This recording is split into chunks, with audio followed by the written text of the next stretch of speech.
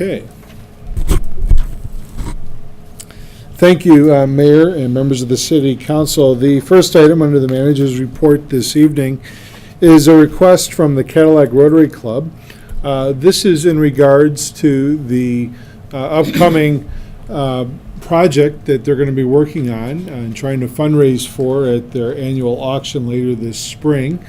The project is called Cadillac Veterans Memorial Walkway, and it's a flag project. And what we're asking tonight for council to consider is actually naming a portion of the existing walkway Cadillac Veterans Memorial Walkway. And Doreen Lance from the Cadillac Rotary Club, and also our executive director from the Cadillac Community Foundation, is here this evening.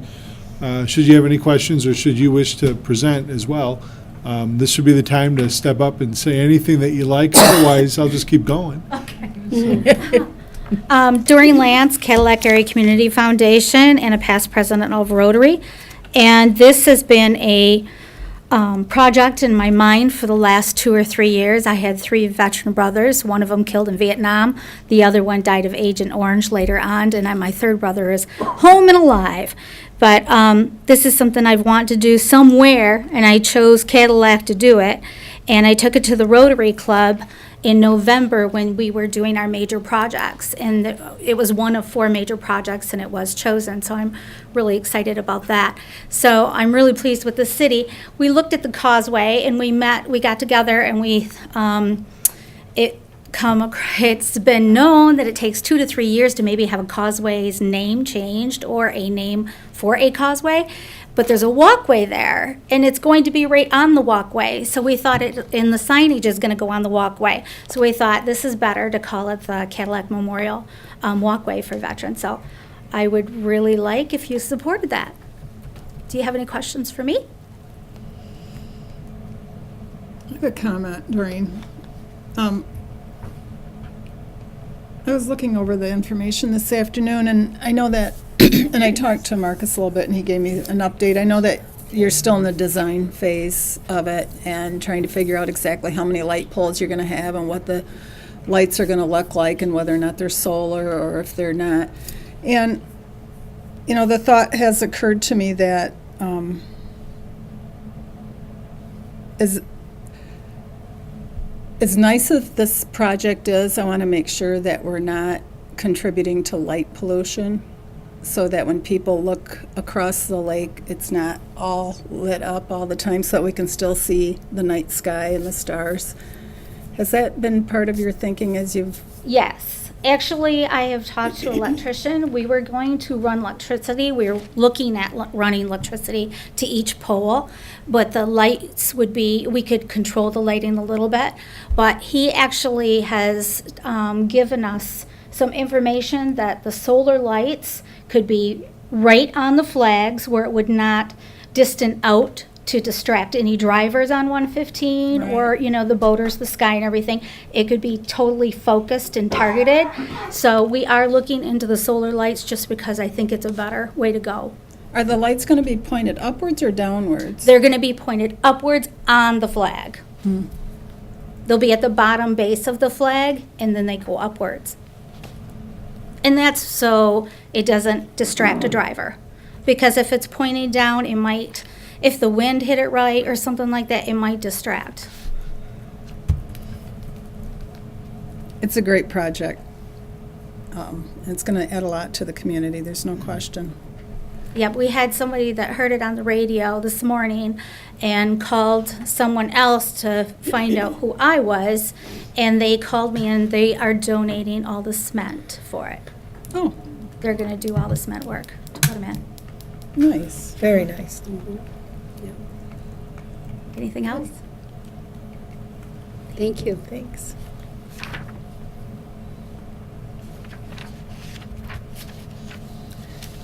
So let's see. Well, I think that, you know, if we were to consider renaming it while this project is happening would be the appropriate time to consider doing that. Yeah, I believe I believe that's the motion, right? Yeah. That is To- the motion. A motion of support to name a portion of the existing walkway as the Cadillac Veterans Memorial Walkway. Support. Councilmember King, Yes. Shippers. Yes. Coleman. Yes. Ingalls. Yes. Mayor Folkins. Yes, motion carries. Okay. Thank you. The next item is a recommendation regarding our curbside recycling program. This is in respect to an extension. The city currently uses Miss Green LLC for our curbside recycling program. Your packet includes a copy of all of the original contract information and agreement information. They would like to move forward with a 4-year extension, not changing any of the terms or conditions. The city staff is in agreement with that and is recommending this evening that we move forward in that way accordingly.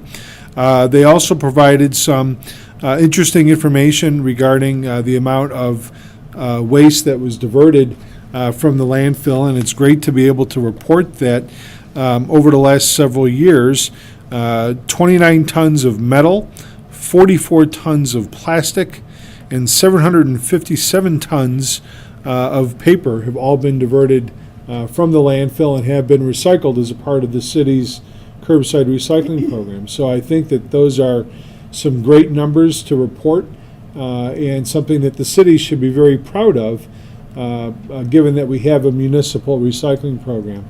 As much as we're able to divert from the landfill, environmentally speaking, certainly that is for the best.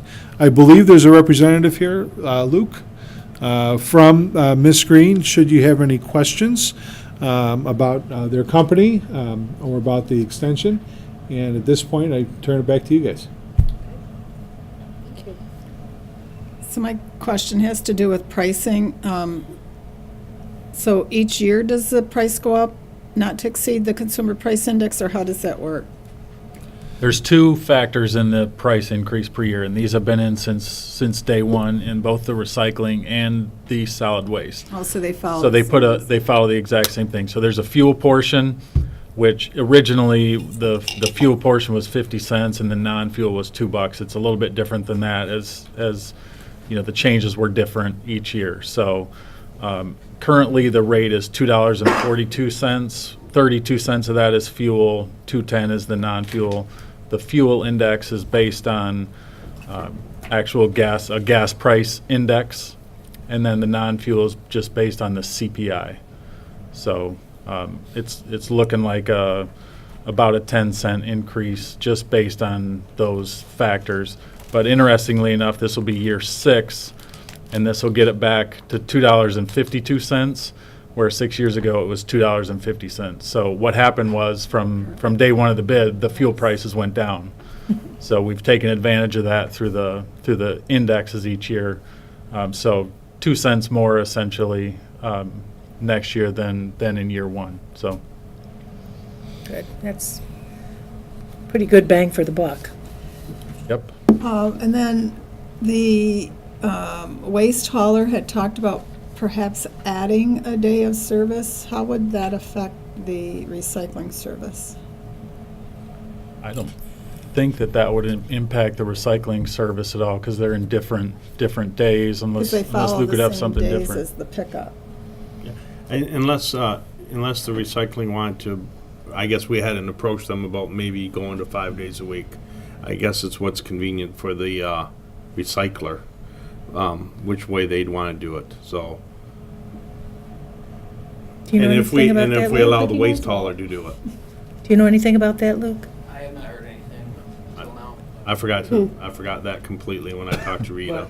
Okay. So, It's not something. Luke, could you come up to the microphone so people at home could hear you?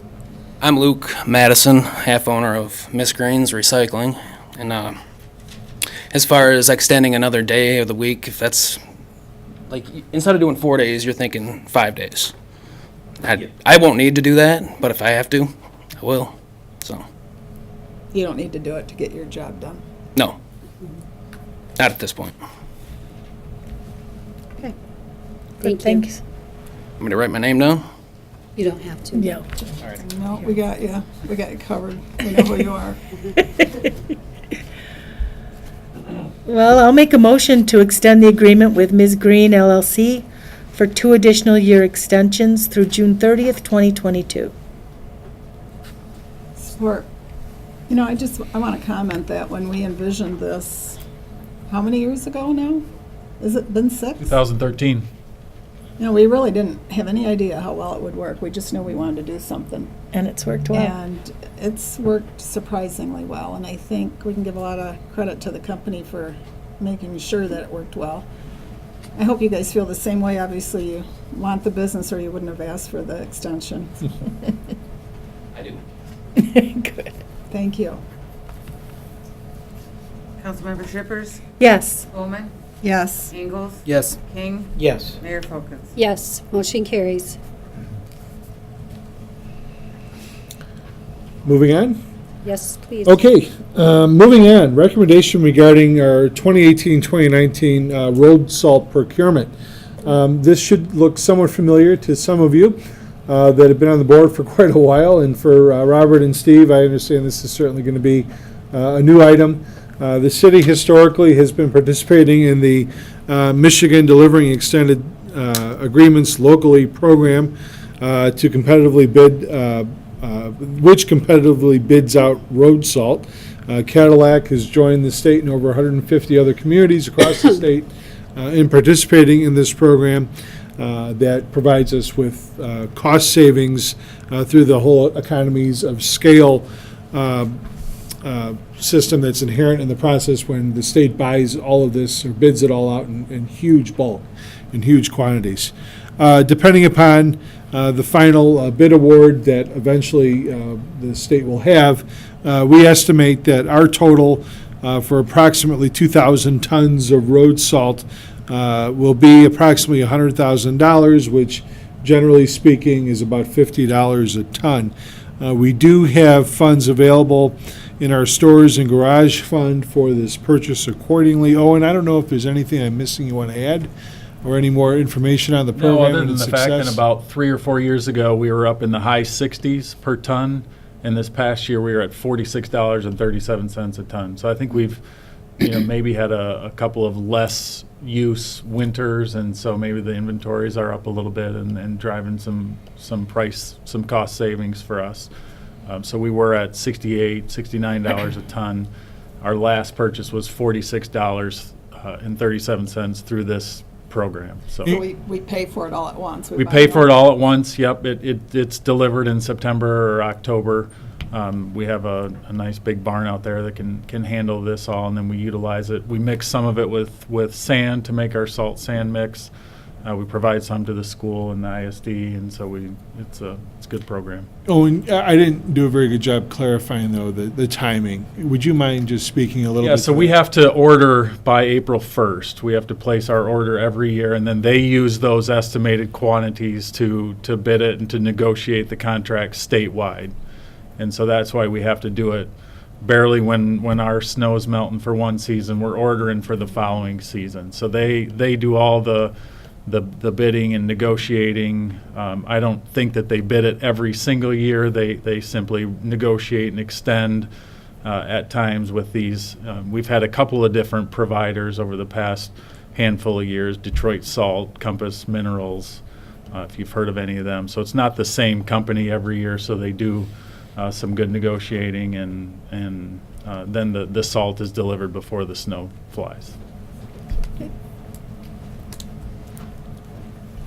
I'll go ahead and make a motion to authorize the city to participate in the medial competitive bidding process and approve the commitment to purchase up to 2,000 tons of seasonal road salt through the resulting State of Michigan contract at the unit cost bid approved by the State of Michigan. Support. Councilmember Spelman, Yes. Ingalls, Yes. King, Yes. Shippers. Yes. Mayor. Yes, motion carries. Okay. Thank you, Mayor and members of the City Council. The next two items do require two separate motions. They're both regarding they're both regarding the setting of a public hearing One is with respect to water rates, the second is with respect to sewer rates. The requests that we're asking that they be adjusted by are identical for both, and so is the cause, which is the following. The rates that the city charges for the use of water, for the water system, are for the purposes of recovering the cost of construction, reconstruction, maintenance, repair, and operation of the system.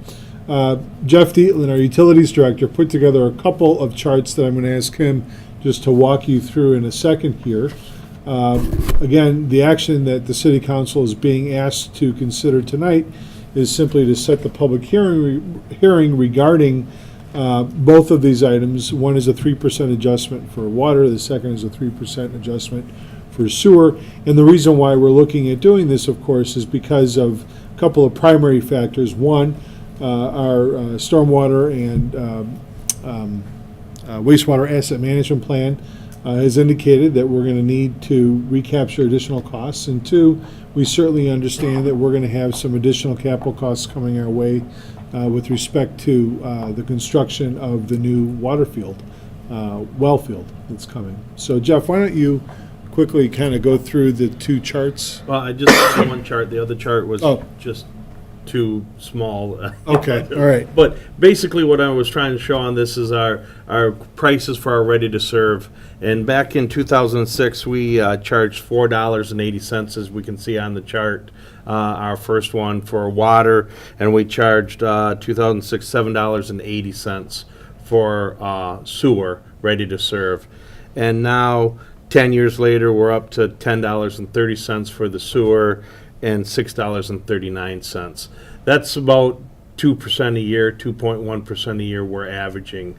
As you remember, last year in for the fiscal year 2018, we did not do an increase. Our last increase was for fiscal year 2017. So we're actually looking at 3% for 2 years, which would be about a 1.5 on average when you take those 2 years into account. So, again, our rates are extremely low. If you're paying them, they're not low, but when you're compared to other communities in the area, our rates are extremely low. And so we understand all rate increases hurt a little bit, but I just wanted to show the little bit that people are paying to have clean water and their water cleaned at the wastewater plant, to have clean water going back out in the environment. So. Is that the other chart comparing us to other communities? I do have that one, but that'll be at our presentation on the, Oh, good. I can't give all the magic away right No, now. and that's my favorite. No, the other chart, we were looking at just trying to show the percentage adjustment year over year. You know, and as Jeff just said, it came out too small for presentation purposes tonight. But he spoke to it, which is taking into consideration we did a 0 last year. Over the last 2 years, you're looking at about a 1.5 per year. And that's, part of what we've historically tried to do is not get ourselves in a position where we have failing infrastructure and then we're looking at having to put in new infrastructure and then have, double-digit plus increases, so. This So keeps it the small. water stayed the same, but sewer went up a little bit? They both went up. They're both going to go up 3%. But the water, since you pay less a month, you pay $6.39, and now with the 3% increase, it'll be like $6.45. So it's not that much of an increase a month on the ready to serve. This is only ready to serve. Obviously, commodities, the more you use, the more you're going to pay, but that's going to go up 3% too. So, but the bulk of most people's bills is the ready to serve fees. So. Okay, so the motion is to actually set the meeting to introduce the ordinance. And to set the public hearing. Okay, I'll make a motion to adopt a resolution to introduce ordinance to amend Section 42201 and 42-2023 of Chapter 42 of the City Code to increase water rates in the city of Cadillac 3% and set a public hearing for April 2nd. Support. Councilmember Ingalls? Yes. King? Yes. Shippers? Yes. Spelman. Yes. Mayor Folkins? Yes. Motion carries. I'll make a motion to adopt the resolution to introduce ordinance to amend section 42-374 of chapter 42 of the city code to increase sewer rates in the city of Cadillac 3% and set a public hearing on April 2nd, 2018. Support.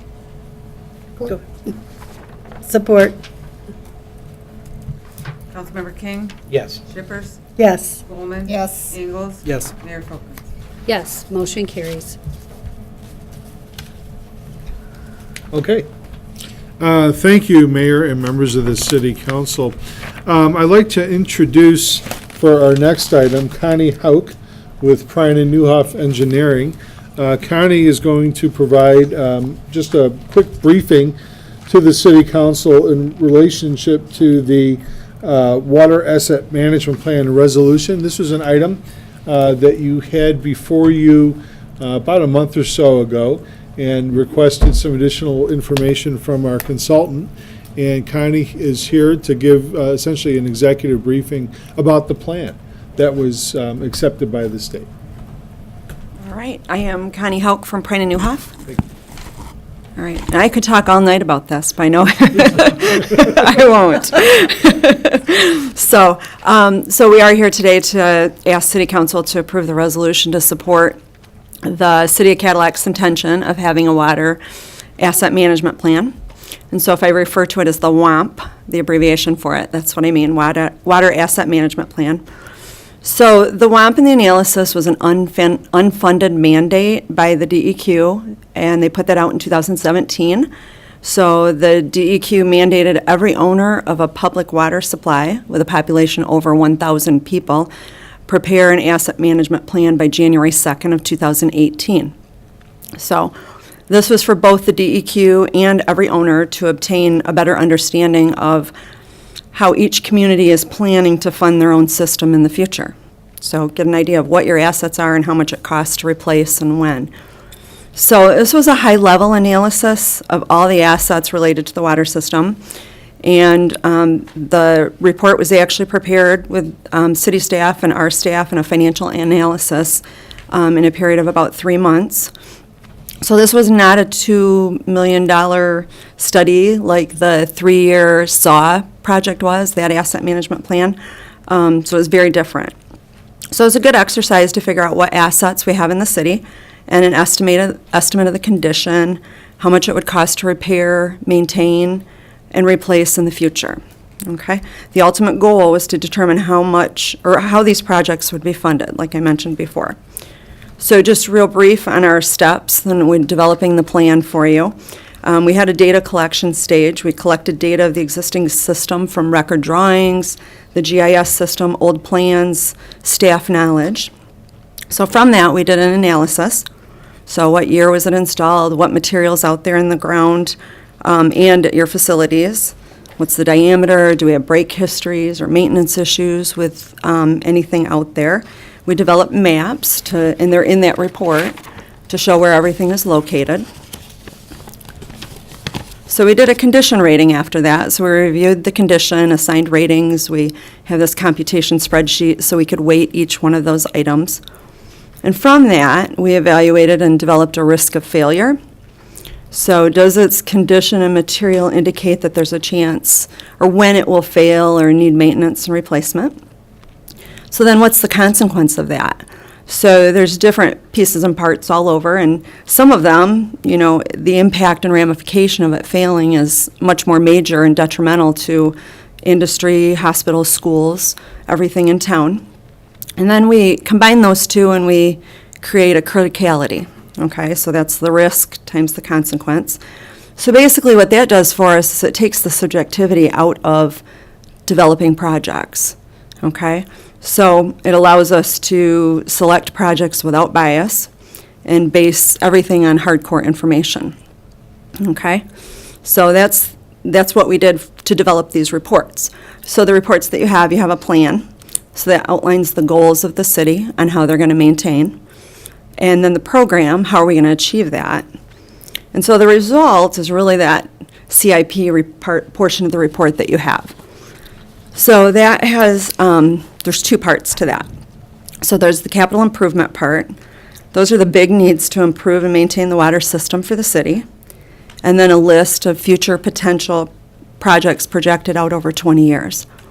So, and as things deteriorate faster or slower, or maintenance allows for additional remaining service life, those projects are a little bit fluid in the scheduling of it.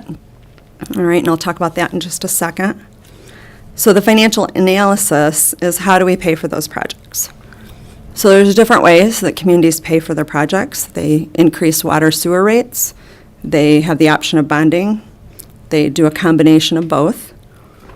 And in the report that you reviewed, that points out important information that there is a need for incremental rate increases to support ongoing capital improvement projects. So it was a series of rate increases.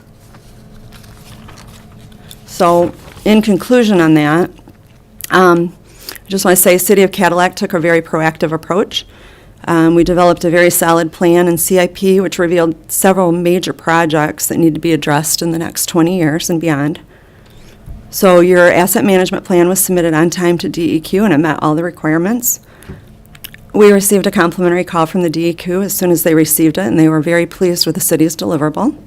So, yay, us. It was a good report. Just for information, there are several communities all over the state that did not comply with that, and the DEQ is working on them, with them individually, so that they get their reports in as well. So we just wanted City Council to be informed on the conclusion of the development of the WAMP. It has been submitted and approved. This plan helps bring awareness to future water supply and distribution projects. As I mentioned, you know, the years that are stated in there for the projects may be earlier or later, and but that extended CIP is used as a tool to assist in the development of your 5-year CIP. Brings some awareness to future projects. So when Jeff comes and says, hey, I have this big, huge project, it was probably in the report. So again, we present this resolution to support. It's not mandatory by DEQ. It's just an additional step to ensure that council has seen the report, read it, understands it, and that the water asset management plan is now a public document. Okay? Thank you. Thank you. Did all of the, does everybody use the same template or model? Not exactly, No. no. I really liked the template that you used. Good, thank you. Especially as we're setting public hearings to raise our rates by 3%. So the water and sewer funds are both, you know, closed accounts. Like it's the rates pay for all the services that we get. And then in the rate study here, done by the Umbaugh and Associates, I mean they do a good job laying out the need for a rate increase. So that's very nice that this was so complete. Yes, yeah, they did a great job. Okay. Any more questions? Or thank you. Okay, Thanks. thank you.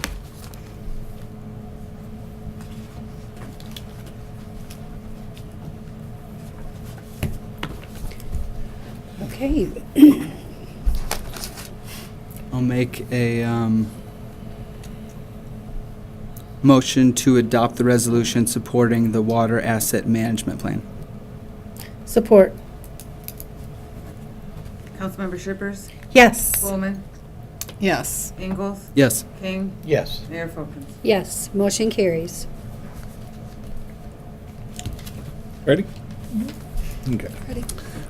Thank you, Mayor and members of the City Council. The next two items are somewhat connected at the hip. The first one is with respect to the adoption of an ordinance amending Chapters 8 and 18 of the City of Cadillac Code. This is with respect to the property maintenance and fire codes. The next one is the resolution that sets a fee schedule for condemned buildings. and a fee schedule for the failure to obtain contractor registration / permitting. I can advise council that up until the meeting tonight, I was in conversation with our fire department and our city attorney regarding these items. There are some people that are here tonight specifically for these two items. There are also some people that are not here tonight that have made it known that they really would like to be here tonight. We are on a time window with respect to our application that's going to be pending with the ISO for recertification in our insurance ratings, and that time window is this spring. That being said, we do have essentially 2 weeks, should we wish to hold, do a highlight tonight by our fire marshal, bring it back in 2 weeks from now for final action. The reason why we can't wait beyond the 2 weeks from April 2nd is because if we do, we run into jeopardy of having our analysis of our ISO rating look at us having the prior, the prior version of both the property maintenance code and fire code on file versus the new version. And with the new version, that will help us in potentially getting a lower code rating. So although up until about 5:30 this evening, my recommendation this evening was going to be that we have a full presentation by our fire marshal tonight on this item. He and I and the city attorney believe that we're actually going to be better served if our fire marshal simply provides a highlight as far as what information was exchanged at the last outreach meeting that we had. There were some clarifications that were provided, and then take essentially the next 2 weeks to try to make sure that those parties that couldn't make it yet tonight will be able to make it to the next meeting should they wish to provide any further comment to the city council. The parties specifically that I'm referring to include one of our area designers and architects that has a lot of good work within our city, and we believe that there might be another builder as well in the local area that might have some comments that they would like to share with the board. Part of the confusion or perhaps mix-up was with respect to the date in which this was going to be presented tonight. And so what I'm kindly requesting the city council to do and understand, and I certainly apologize that I didn't have an opportunity to brief the entire board before the meeting tonight, otherwise I certainly would have. As you know, I came out here myself literally at, I think, 6 o'clock or 6:01, is that the city council allow our fire marshal to provide just some highlights regarding the process that we've done. And then we don't take any action this evening, but rather take that action or have that action taken at our meeting on April 2nd. Can I ask who provided you this information? Did they call themselves? Councilmember King advised that he was he was contacted by some of these folks, and some of these folks did come in and meet with our fire marshal at the outreach meeting. Councilmember King contacted me to advise of the situation regarding confusion with the dates, and then just before the meeting tonight, we were able to clarify with the fire marshal exactly what was said and what the level of expectation was, and it became clear that perhaps some folks didn't realize that it was going to happen tonight, and they thought it may be happening a couple of weeks from now. So the exact date was not put out there, and different people had different understandings as to what that meant. And you provided that information? I did. I was at the meeting for the public outreach, and there was great comment and exchange, and Anthony Wolf provided a lot of answers and indicated people that there are more issues. If you remember when it first came up, there was an issue I raised that he said, oops, I didn't think about that, and they had to adapt for that. At the public outreach, more issues came up, and people were of the understanding that it was not going to happen until April, and that any changes would be put on the website so that they could see them and then give comment when it came in. So they were surprised when they saw it on tonight's agenda. I believe that's what Dr. Boravic's comments were directed at also. They were told that it was going to be put on the website, Yes, that was discussed, and that was going to happen with the changes. and that hasn't happened. No, it did, but it's all about the clarification of what was said versus how they understood it versus how it was understood by our fire marshal or what he was thinking when he commented on it. It's on the website. It's part of our public packet.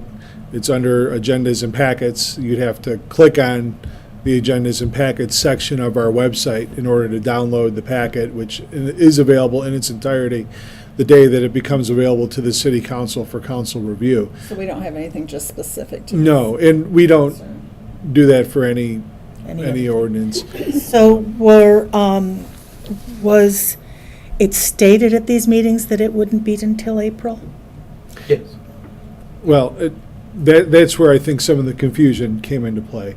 It was talked about that it was going to come in April, but then according to staff, it was also mentioned it could come earlier, and it did.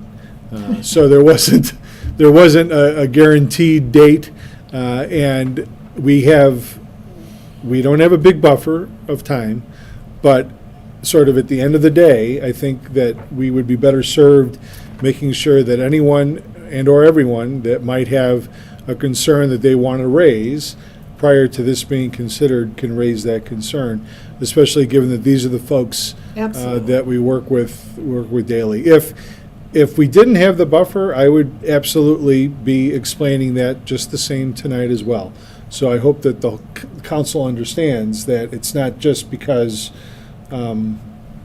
we have, if we didn't have the buffer, I would be saying we don't have a buffer, we have to make a decision tonight, and we'll have to, give our heartfelt apologies to those that couldn't make it and apologize for the miscommunication. But given that we do have a couple of weeks here, I would like Anthony to give basically some highlights as to what was discussed, the process that the fire department's gone through, because I think that they should be very proud for that process. We're not looking at doing another outreach meeting. The information is all out there publicly. It's on our website right now for anyone in the world to see. And should anyone have any questions or concerns regarding it, they certainly can contact us. The intent will be to bring it back at our next meeting, just as it is today. And certainly council has all of the same tools available to them, which would be to accept it as it's amended currently, make any additional tweaks as you wish on the fly, or do something else with it, which would be not to do anything, which of course we won't be advocating. We would be advocating full passage of it, so. Maybe I'm jumping the gun with this question, but did we make any changes after the code outreach night? Or Yes. Was that part of Anthony's Yes, presentation? and that presentation you will get, assuming that the city council is okay with what I'm suggesting, you'll get that full, in-depth, detailed presentation then at your next meeting. I don't think it makes good sense for the presentation to be done twice. I think tonight it would make some good sense just to give the city council a little bit of an overview as to the process that Anthony and the fire department has gone through with Captain Osborne as well. And then just talk about how they've been able to essentially get comments, clarified as best as possible in the draft that you have within your packet. But that at the next meeting, there is a slideshow that the fire department has put together that will sort of outline all of the background of the codes and the adds, moves, and changes that they're looking at doing. And just as you have in your packets online, and as is online for the whole city to see or world to see, there's a bolded version that shows the different revisions that were made, like a track changes version, so you can see new sections that were added versus sections that already pre-existed to make it as user-friendly as possible. So, if that's okay, the only other thing I wanted to mention is that the reason why I joined the two at the hip is because you can't get to your next action item on your agenda if this one doesn't get put in place first. So they both trail each other, if that logic makes sense to everybody. And again, if we didn't have the time window, as it was explained to me just moments before the meeting tonight, I would not be advocating that we take the next 2 weeks to reset. So you don't it. expect any changes, though, to be made between now and 2 weeks when you present it to us? I don't know. I don't necessarily expect any major contextual changes. If there are, we'll certainly draw out what those are so that the council knows the differences between what we have in the public packet tonight versus what we'll be having in the public packet a couple of weeks from now. But I believe that in working with our city councilor, Mike Homier, that was the term of counselor that I was referring to. Right. There's not going to really be many more substantive legal changes to the document. I might be mistaken, but my assumption is that it's going to, generally speaking, be presented as an as-is document. Can I request a minor, I'm sorry? non-substantive change right off the bat? Yes. We talked about having The like acronym? gender equity when we develop policy, and this one talks about city manager or his designee twice in one sentence, section 103.1. And, next year we could have a female city manager, and we would, Where am I going? I don't know, but it's Well, possible. you may never know. transition, you never know. It should be his or her. We're there. There doesn't work, it should be his or her. On that comment, my hope would be, and if we can, the city ordinance went into our packet Thursday, which was part of a 190-page document. One of the things we had talked about at the public outreach meeting that I think Anthony was going to try to do is it was suggested that we put it right on our homepage under what's happening, that he could just put a copy of the ordinance there so it was easy for the people that had been there or are interested in it to click right on that. And to answer again your question, Councilman Spolman, interesting, there's still some questions because one of the comments tonight was that registration portion, rather than just being an informational registration, has some penalties to it, potentially criminal penalties, which people did not realize when they didn't have a copy of the ordinance to look at in analyzing it. So I think that is something that there might be more input on that I think has caused some concern. Okay. How did we publicize this 4 weeks ago? Because we had it initially in the packet 4 weeks ago, so that just would have been as part of a council packet, or because it's a code, there was a newspaper article? Or So this went through the public hearing process. So it would have had one touch at the council meeting, and I don't recall the dates offhand, but it would have, just like we did tonight, we would have had a meeting where there would have been a brief overview and the request to set a public hearing, and then would have been published in the newspaper, and it then would have been on the next meeting, because it wasn't a zoning issue. So 2 weeks later, then we would have had the public hearing at that point, which is what we did.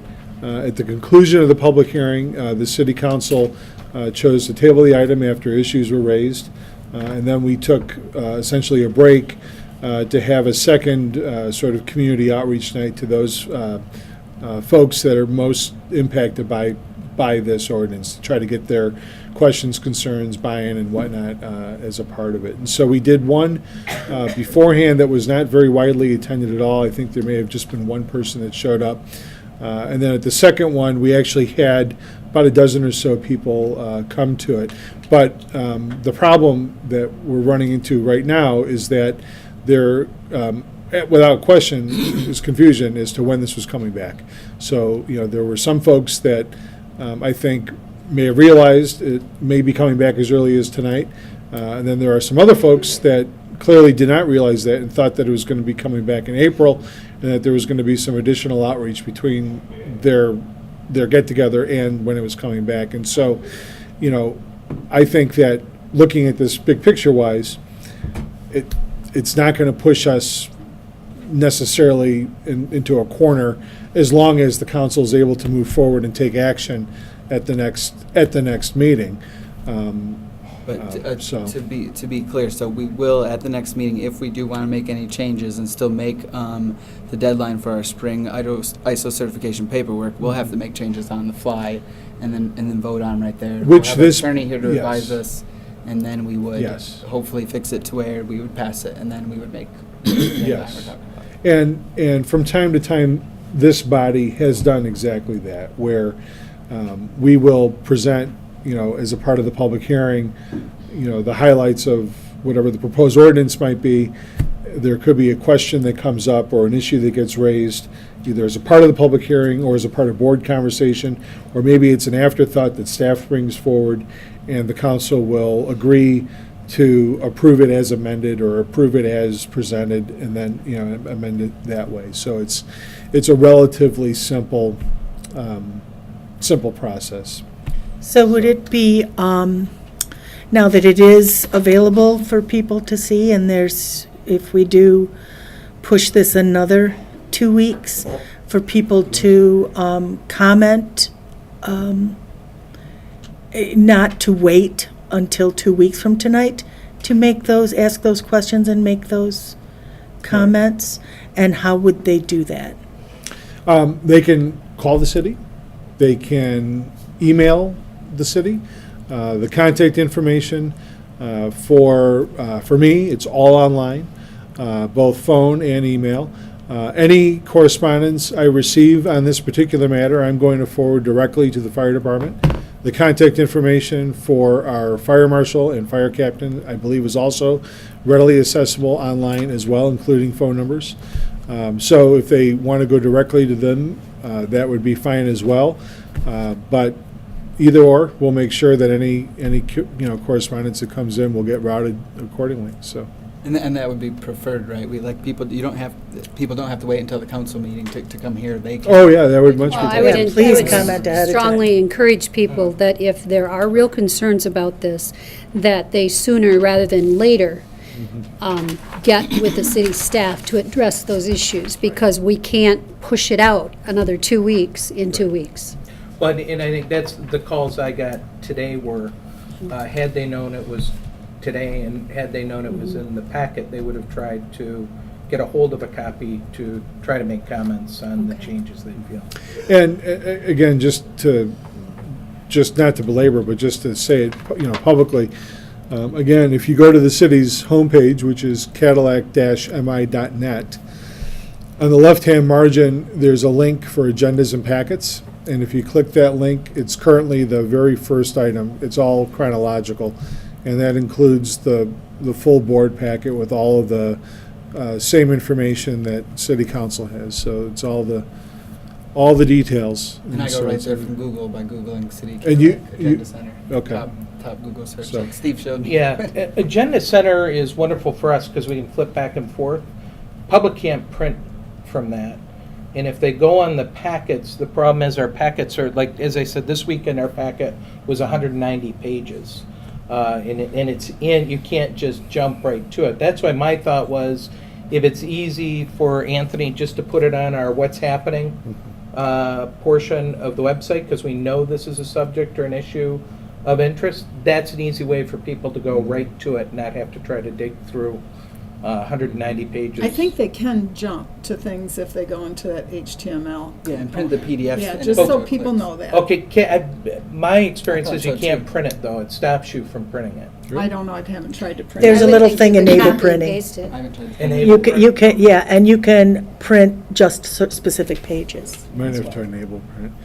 So if it's okay with council, my request would be that we have our Anthony just give a quick 2-minute brief as to the process that he went through.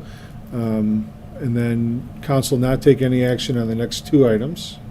And we'll bring them back to you guys for full action at your next meeting.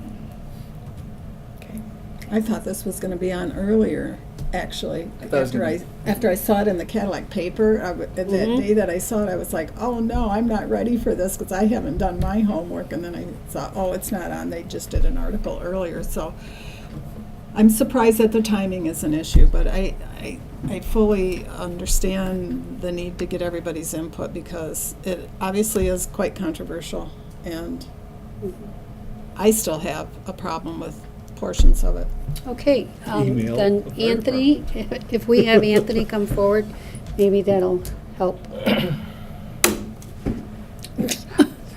Good evening, Mayor, members of council, thanks. Sorry, first and foremost, I want to apologize for another night of kind of confusion or misunderstanding with the property maintenance code and the fire code. Like I say, this came up last minute, and we've been trying to bring, put our best foot forward on all this right up through the outreach campaigns.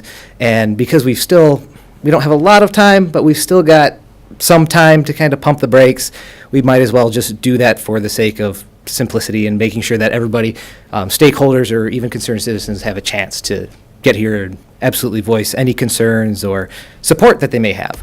A little bit of a backstory on this. We originally started looking at the property maintenance and fire code updates late last year, actually like September-ish, October-ish of last year. And then with the election and stuff, we kind of put everything on hold. Let's get through the busy time of the year and then revisit this for the first of the year. So our first outreach night was in the end of January. We had one in attendance, so that's kind of why we came forward, and we started to get a little bit of, started to hear some concerns in the community regarding some of the language and the purpose of the ordinance in the first place. Why are we doing this in the first place? So that brought on the second outreach night, which was very good. Took about almost 3 hours. A lot of exchange, a lot of strong opinions, a lot of good information, a lot of good stuff like that we never, I don't want to say that we didn't have or that we never thought of, but perspective that we wouldn't have gathered without that. And that did result in changes to what was originally proposed way back in February. With that, so as we've been collecting all this data from the community, we've been trying to respond to it in the best way.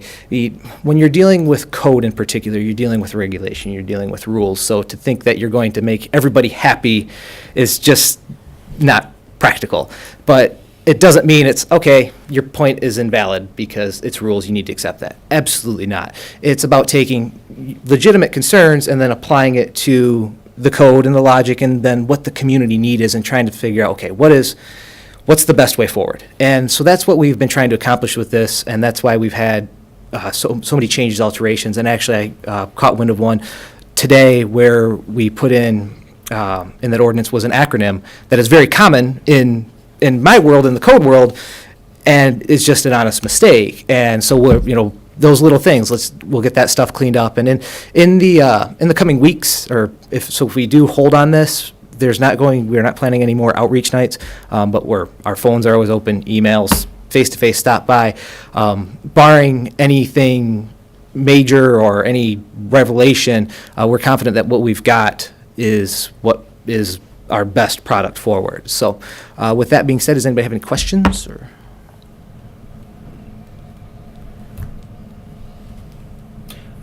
Anthony, one thought of mine still is that, and I think it's fair to say, everybody agrees we need to update the property maintenance code to get that current. I think that we agree we need to upgrade to the 2015